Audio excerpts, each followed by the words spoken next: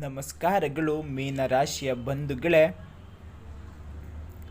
March 5 ಅಂತಃಪ್ರಜ್ಞೆ ಮತ್ತು ಅದೃಷ್ಟದ ಮಹಾದಿನವಾಗಿದೆ. ಶಾಂತಿಪ್ರಿಯ ಬಂಧುಗಳೇ, ಇಂದು ರಾಶಿಚಕ್ರದ ಕೊನೆಯ ರಾಶಿಯಾದ ನಿಮ್ಮ ಮೇಲೆ ಇಂದು ಗುರು ಮತ್ತು ಶುಕ್ರರ ಅಪಾರ ಕೃಪೆ ಹೇಗಿದೆ?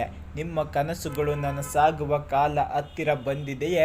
ಇಂದು ನಿಮ್ಮ ಜಾತಕದಲ್ಲಿ ಹಂಸಯೋಗದ ಪ್ರಭಾವ ಹೇಗಿರಲಿದೆ ಎಂಬುದನ್ನು ಈ ವಿಡಿಯೋವನ್ನು ಕೊನೆವರೆಗೂ ಸ್ಕಿಪ್ ಮಾಡದೆ ನೋಡಿ. ಇಂದು ನಿಮ್ಮ ಅಂತಃಪ್ರಜ್ಞೆ ಬಹಳ ಪ್ರಬಲವಾಗಿರುತ್ತದೆ. ಯಾವುದೋ ಒಂದು ಘಟನೆ ನಡೆಯುವ ಮುನ್ನವೇ ನಿಮಗೆ ಅದರ ಸುಳಿವು ಸಿಗಬಹುದು. ಇಂದು ನೀವು ಬೇರೆಯವರ ಕಷ್ಟಕ್ಕೆ ಮರುಗುತ್ತೀರಾ. ನಿಮ್ಮ ಮೃದು ಮಾತುಗಳಿಂದ ಯಾರೋ ಒಬ್ಬರ ಜೀವನದಲ್ಲಿ ಭರವಸೆ ಮೂಡಿಸುತ್ತೀರಿ. ನಿಮ್ಮ ಈ ಪವಿತ್ರ ಗುಣವೇ ಇಂದು ನಿಮಗೆ ಅದೃಷ್ಟ ತರಲಿದೆ.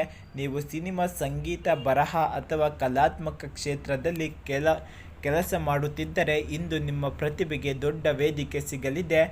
ಶಿಕ್ಷಕರು ಅಥವಾ NGOಗಳಲ್ಲಿ ಕೆಲಸ ಮಾಡುವವರಿಗೆ ಇಂದು ಅತ್ಯಂತ ತೃಪ್ತಿದಾಯಕ ದಿನ. ನಿಮ್ಮ ಮಾರ್ಗದರ್ಶನದಿಂದ ಅನೇಕರಿಗೆ ಲಾಭವಾಗುತ್ತದೆ. ಕಚೇರಿಯಲ್ಲಿ ಅತಿಯಾದ ಭಾವುಕರಾಗಬೇಡಿ. ಪ್ರಾಯೋಗಿಕವಾಗಿ ಯೋಚಿಸಿ ನಿರ್ಧಾರ ತೆಗೆದುಕೊಳ್ಳುವುದು ನಿಮ್ಮ ವೃತ್ತಿ ಬದುಕಿಗೆ ಒಳ್ಳೆಯದು.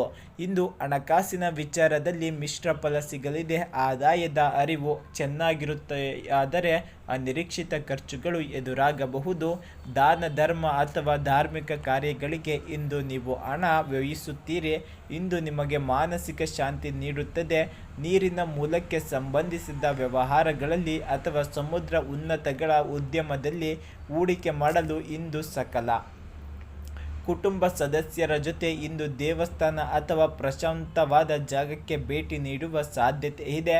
ಮನೆಯಲ್ಲಿ ಕಳೆದ ಕೆಲವು ದಿನಗಳಿಂದ ಇದ್ದ ಕಿರಿಗಳು ಇಂದು ಶಾಂತವಾಗಲಿ. ನಿಮ್ಮ ಸಂಗಾತಿಯ ಇಂದು ನಿಮ್ಮ ಭಾವನೆಗಳಿಗೆ ಬೆಲೆ ನೀಡುತ್ತಾರೆ. ಇಬ್ಬರು ಸೇರಿ ಮಕ್ಕಳ ಭವಿಷ್ಯದ ಬಗ್ಗೆ ಮಹತ್ವದ ಚರ್ಚೆ ನಡೆಸುತ್ತೀರಿ.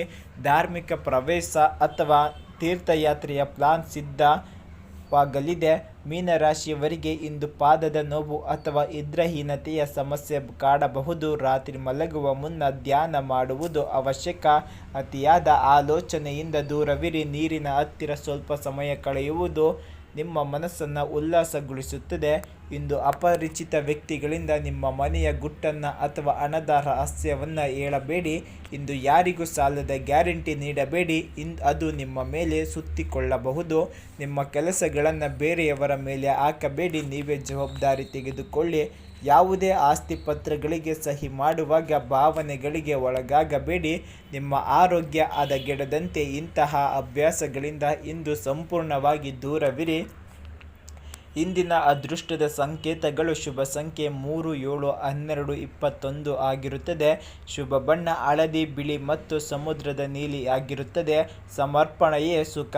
ಇಂದು ನೀವು ಭಗವಂತನ ಮೇಲೆ ನಂಬಿಕೆ ಇಟ್ಟು ಕೆಲಸ ಮಾಡಿ ಜಯ ನಿಶ್ಚಿತವಾಗಿರುತ್ತದೆ. ಇಂದು ಬೆಳಿಗ್ಗೆ ಅಥವಾ ಸಾಯಂಕಾಲ ದಕ್ಷಿಣ ಮೂರ್ತಿ ಅಥವಾ ರಾಘವೇಂದ್ರ ಸ್ವಾಮಿಗಳ ಮಂತ್ರ ಪಠಿಸಿ. ಹಳದಿ ಹೂವು ಅಥವಾ ಕೇಸರಿ ತಿಲಕವನ್ನು ಧರಿಸಿ.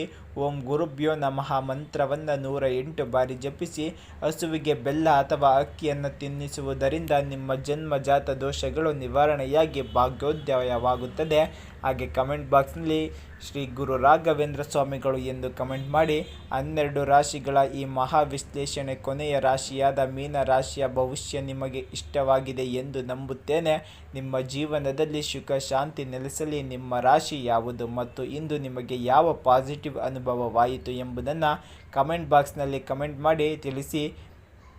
ಹಾಗೆ ಈ ವಿಡಿಯೋಗೊಂದು ಲೈಕ್ ಕೊಟ್ಟು ಹಾಗೂ ನಿಮ್ಮ ಗೆಳೆಯ ಹಾಗೂ ಕುಟುಂಬದವರಿಗೆ ತಪ್ಪದೆ ಶೇರ್ ಮಾಡಿ. ದಿನನಿತ್ಯದ ಭವಿಷ್ಯಕ್ಕಾಗಿ DTV ಕರುನಾಡು ಚಾನಲನ್ನು ಸಬ್ಸ್ಕ್ರೈಬ್ ಮಾಡಿಕೊಳ್ಳಿ. ಹಾಗೆ ಸರ್ವರಿಗೂ ಒಳ್ಳೆಯದಾಗಲಿ ಮೀನರಾಶಿಯ ಬಂಧುಗಳೇ.